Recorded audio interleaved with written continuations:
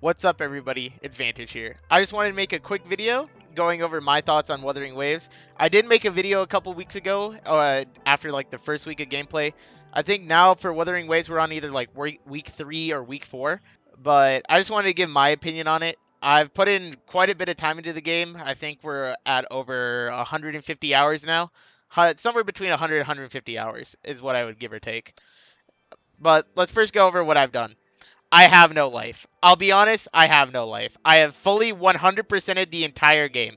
Most of this was done through just using the tools in the game, and I finished like the last 20% of each region using a interactive map, a third-party website, right? So you could pretty easily complete the entire map using the in-game tools, right? And currently, I'm Union level 41. I've been spending some of the synth waves, which is all the free stamina items we've been given. If I pull it up right here. Mainly because I finally hit level 40, and I think it's a good enough time for me to start spending it all, right? So, I think we'll start with the story. I've finished the story. I've now done the companion quest for Jian. I haven't started yet on the companion quest for Yinlin, but the story, solid 7. Low 6, low 7 for the main story campaign. Now the companion stories, strong 9. I absolutely love Jian's story. It opened up the hardened general aesthetic and showed that he's a deeper and more complex character. You should play the story. I think you should, even if you don't pay attention to the main stories, pay attention to the companion quests. I didn't think Ling Yang's was that good, but also I just don't like Ling Yang as a character, right? I don't really care about the furry. That's just me, right? I think based off of how good the companion quests were, I hope that they bring that level of quality, that level of polish onto the main acts of the story. Of course, we'll see whenever 1.1 comes out at the end of the month. Gameplay. It's great. I've been loving it more and more. As I continue to fight in the game, I've just been enjoying combat way more. Like, it feels good. It feels reactive. Every time I've taken damage, I felt like it's my fault more than anything else, which I always appreciate. It also has way more depth than you ever think it does. And a nice part is you don't need to go so super in-depth and use all the techniques, you know, the tech, the tricks, the animation canceling like this, if you don't want to, right? And I appreciate that heavily, because not everybody likes, you know, giga optimizing their gameplay to, you know, oh, I have to use these animation cancels or I'm losing 2% DPS or whatever bullshit, right? You can still clear all of the content in the game without relying heavily on animation canceling, skill canceling, using certain, you know, echo cancels, skill cancels, etc., to, like, play the game, right? But you can. So the depth of the game's like core gameplay loop goes as deep as you want it to, because like you can go as simple as you want, just use whatever the forte mechanic is with the character and just swap whenever you have full concerto, or you can do some crazy shit on individual characters. A perfect example of that is like Encore. She has so many different animation cancels, swap cancels, because of how her kit works and how her basic attack combo string works. It's super fun, and I'm just excited for more characters that come out just to see what you can cook regarding all the techs that you can come up with the characters. Because even with the base kit that we have right now of characters, there's a lot of different techs that you can go over. I'm still learning a lot of the Calcharo techs, right? I know how to do the swap cancels using, you know, his heavy attack and stuff, but I don't know what other techniques there could possibly be. I know how to weave in basic attacks with my skill, but that's about it. I need to do some more research on what I can fully do with Calcharo, but I don't think he's the most complicated character out of them all. Endgame content. I'm bad. I don't have a second team ready just yet, so I haven't hit the true endgame of Tower of Adversity. It's fun, but it is just, you know, Spiral Abyss. If you play Spiral Abyss in Genshin Impact, it's not that interesting. Why is the combat music going so hard? That's beside the point. The hologram bosses. I haven't done them all. I'll be honest. I spent most of my time just doing the exploration content. Holy shit, I did not expect them to be this fun. It is incredibly enjoyable. I love smashing my head against the wall, figuring out these bosses, figuring out what times I can use my abilities on, and like perfecting my gameplay against them. Right? It if you enjoy challenging content, if you like, pushing yourself to get better against certain like boss fights, like you're a Dark Souls player. That's how I feel. I feel like I'm back playing Dark Souls 1 again, like I'm a kid, and I'm just learning how to be good at video games. It is actually the most enjoyable part of this game, and I hope they need to turn every single one of these bosses on this list into a hologram. There's so much that they can do, even with like the little that they've shown with these 4 bosses.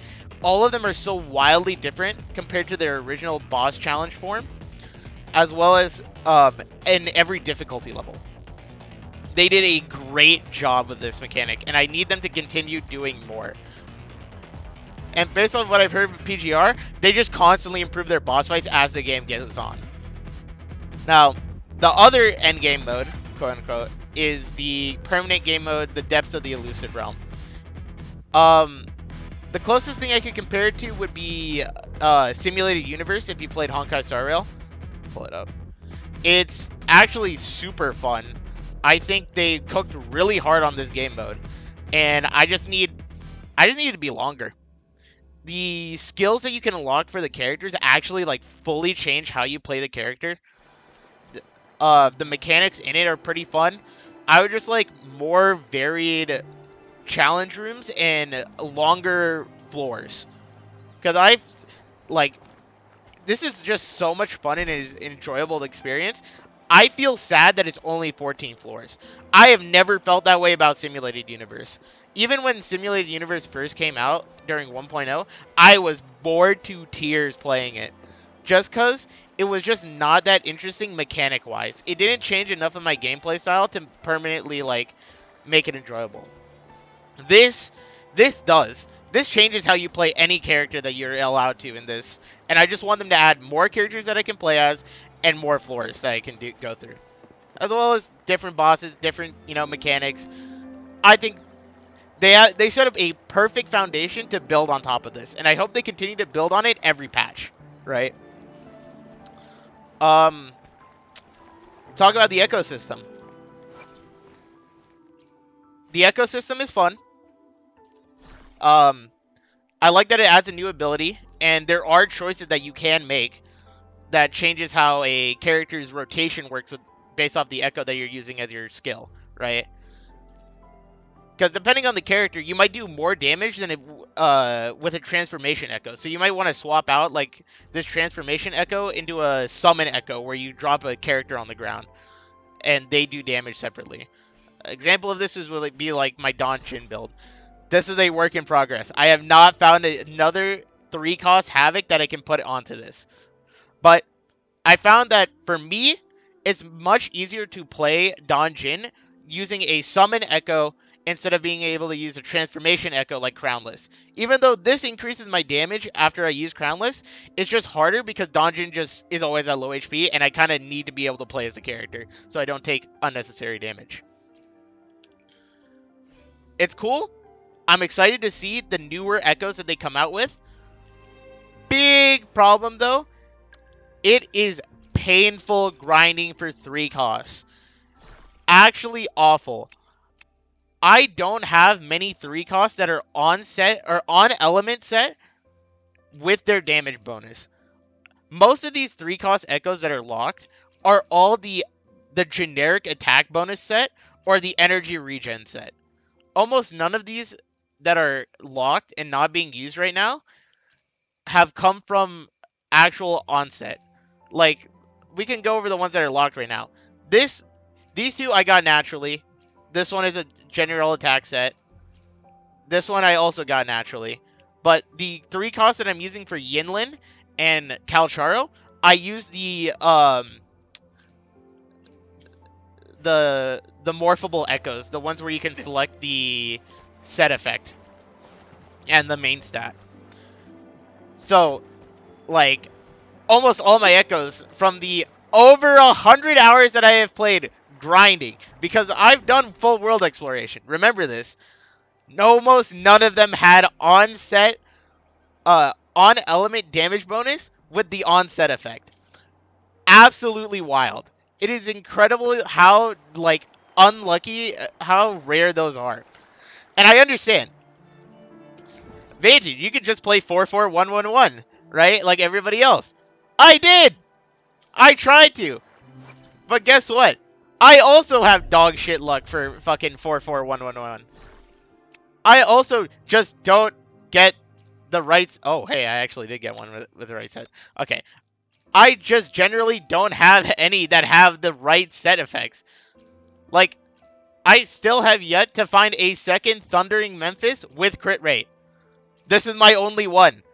I have fought this boss 20 times. I have not got another one. I'm just unlucky. Mathematically speaking, I should have gotten another one already. I just haven't. And it is what it is, right? That's on me. I should farm more. I just haven't because I'd rather do exploration content. But that's me. Though, of course, as time goes on, as you get more echoes, as you get more morphable echoes from the events, you're eventually going to be able to fill out the 9 characters that you have to use for Tower of Adversity. And that's not that bad, right? You'll eventually get it. And you can, target farm if you don't want to overroll farm. Like, the Tacit Fields, while right now in 1.0 currently, they are a bad deal. Don't get me wrong. This shit is not worth it right now because the drop rates are too shit. You don't get enough yellows to make up for the fact that these cost 60 stamina each to run. But if the 1.1 improvements are good enough, I could say that this is a pretty easy way, not easy, a better way to get the onset damage bonus with the onset, with the main stat that you need. I tried farming these a couple times, just doesn't work out, right? Another thing I want to cover, databank. I think this is a good system to force people to actually go explore the world and get all of the echoes. I think that where you get level locked is awful.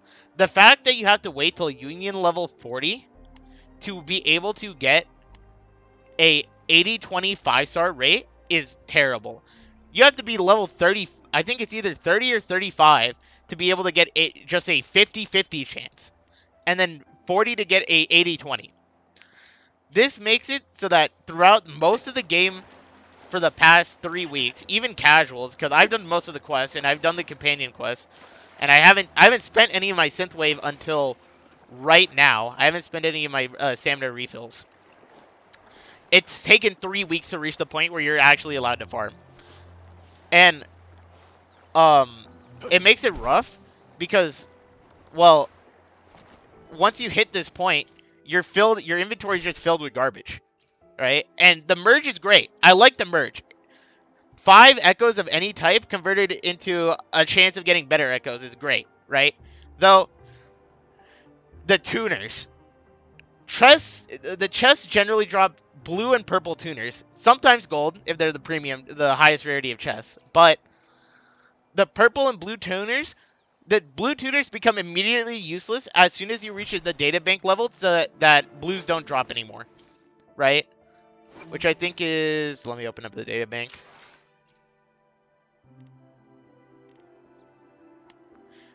So, by the time you hit Union level 30, you don't need blue tuners. You're almost only getting purples, right? If you're doing, exploration content and collecting echoes. Which, kind of defeats the purpose. They need to add a way for me to turn blue tuners into higher tiers of rarity, because I can't even get blue echoes. Not that I would use them because they're lower rarity and lower max level, so I don't get as many stats. But I need to be able to convert all of these low-level tuners into higher-level tuners. I know that the whales that have been, max stamina refreshing plus used all their synth waves are out of premium tuners. I don't have that problem, but these items are effectively useless. They don't do anything. Shit, you don't even need to give me more 5-star tuners. Let me turn these bad tuners into EXP. I would actually rather have EXP than 5-star tuners. That might be the most shit take I've given ever, but I genuinely think that Echo EXP is more valuable than the tuners. Because you don't need, if you're not like wailing and stamina refreshing all the time, you don't need extra tuners. And it's just that simple. But they said that they're going to fix it in 1.1. I'll see. I hope it's better because it kind of just feels really bad. Generally, farming echoes to get the right stats for your characters feels bad. Same thing with farming for materials. I am now Union level 40. I can get gold drops from completing the forgery challenges, right? I don't get purples. I don't even get guaranteed purples from the forgery challenges. I still mostly get greens and blues, which is actually diabolical. That's how it works. Because at this point, the main ones I need are purples. Because as soon as my characters hit level 70, almost all of them cost purples to upgrade. So all these blues and greens are kind of useless.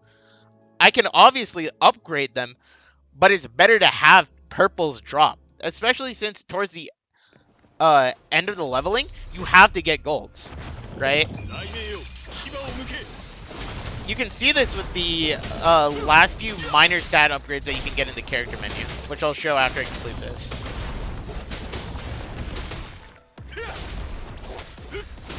And I think it's just shit. It just doesn't feel that good. Especially since you have to fight between getting guaranteed stat upgrades and then farming for echoes. If you're not somebody that likes, you know, overworld farming and overworld grinding, it's just rough. Like, look at this. 6 greens and 4 blues.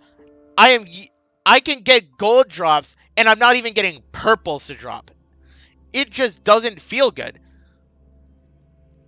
It makes farming for forgery challenges just feel bad. On top of the fact, I'm still trying to level my teams to 70. I don't have all my units to 70 that I need to hit 70 on.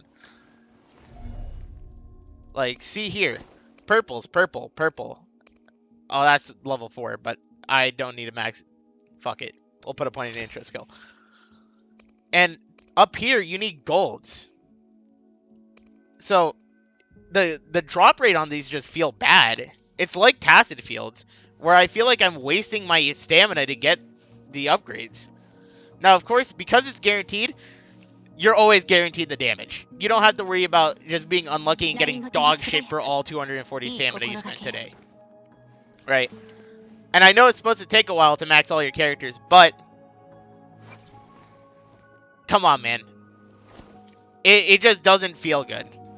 Not seeing any purples or golds drops, because that just means, like, right now, I just gotta pray that, you know, I get a purple drop, because then, oh, that saves me, you know, a lot of stamina and a lot of days that I'm gonna have to spend just farming for upgrade materials for one character. Remember, this is for one character, because right now, I'm using, this is my only Broadblade user, Kalcharo, right now. Of course, I'm gonna pre-farm for Cheng Li, but that's gonna be later on, during 1.1.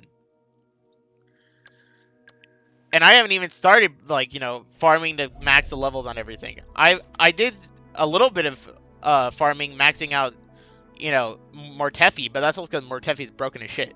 But we'll see. I am only Union level 40, and I believe we still have several difficulties left. Like, the drop rates could be different in the future. But right now, as of 1.0, this just doesn't feel that good. Maybe it gets better when I unlock Phase 7.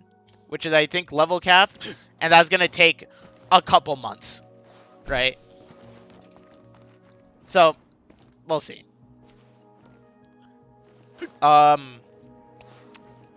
Characters, I think all of them are, definitely the limited time characters design-wise are more unique than the base characters, right? I don't really care. I think they all look good. If people, they might look samey, but I'm fine with that. I still like playing as all these units. I even like playing as the dude characters, which is crazy because usually I play play gacha games for the waifus. And like the male character designs are just as good as the female character designs, IMO. And I think that's a good job that Kuro did that. Because I'm the type of dude that pulls for boobs, bro. That's the reason why I pulled for Yinlin. Free to play. I got this free, by the way. And this is the character that I was saving for, and I would have spent money to get her if I didn't get her like during 1.0. And I would have broken free to play just for boobs. But that's also just me being cringe. I don't know, man. They definitely cooked really hard with the character design. Sorry. They really cooked hard with the character designs on the limited time characters. But I still like a lot of the designs for like the 5-star units. I mean, Rover. Got female Rover. The 5 stars look good. I mean, I guess like the color scheme is very samey with all of it being blacks and whites and then accented. But the 4 stars look good. They look better than what I would have expected for being 4 stars. Their gameplay is all very unique too, which is better than both Honkai Star Rail and Genshin Impact, where a select handful of 4 stars are like actually good and usable. Every single one of the 4 stars in the cast feel like they could be used as a main DPS or sub DPS and be super strong in a team, which is crazy. And also their gameplays are all unique. Honestly, I am incredibly excited for 4 stars more than I am most 5 stars for this game. Just because the 4-star gameplay is much more gimmicky than the 5-star gameplay. Which means there could be some fun combos and shit that you can run with. Like, with Mortefi, because of how his Forte circuit works, you can double cast E to generate a lot of energy really fast if you have ER, allowing his gameplay to be super smooth. I mean, the character that I haven't leveled yet, but I'm definitely playing as my third, team DPS is Alto, just because his entire like gimmick is positioning based, and it's just super interesting. It's harder to play, right?